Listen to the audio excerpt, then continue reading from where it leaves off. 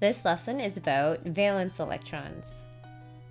Elements in the same group or family, they have similar properties and they have the same number of electrons in their outermost shell. Those electrons in their outermost shell have a special name and they are called valence electrons. If we're looking at these two specific examples, fluorine and chlorine, they're both part of the same family. They're part of the halogen family, so group number 17, and they have the same number of valence electrons. They both have 7 valence electrons, so 7 electrons in their outermost shell. What's really interesting is that even though elements are very different, if they are part of the same family, they act in similar ways. In this example here, there's neon and argon. Both neon and argon have full outermost shells, so they have 8 valence electrons. And since they have a full outermost shell, they behave similarly in the sense that they're both very stable. If you recall, there are different chemical families. There are the alkali metals, the alkaline earth metals, the transition metals, halogens, noble gases, and the lanthanides and actinides. For valence electrons, we're going to focus mainly on alkali metals, halogens, and noble gases.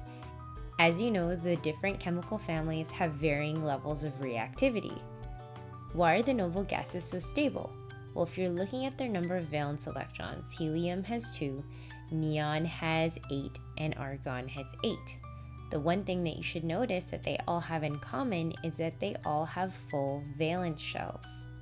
Their valence shells are all full. These elements do not need to gain or lose electrons to be stable.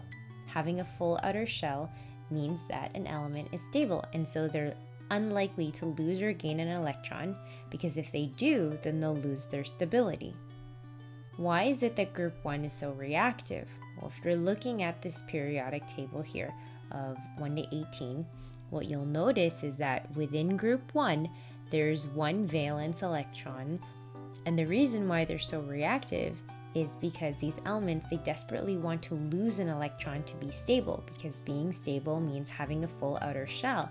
And hydrogen, lithium, and sodium, they all need to get rid of 1 electron in order to be stable.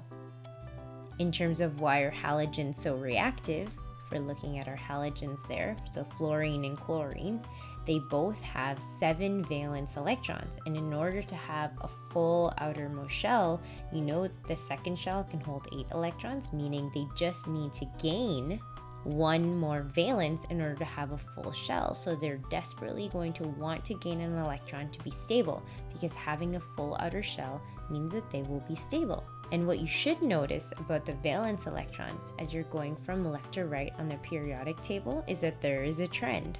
The first group has 1 valence electron on their outermost shell. Next group has 2, 3, 4, 5, 6, 7, and a full valence shell.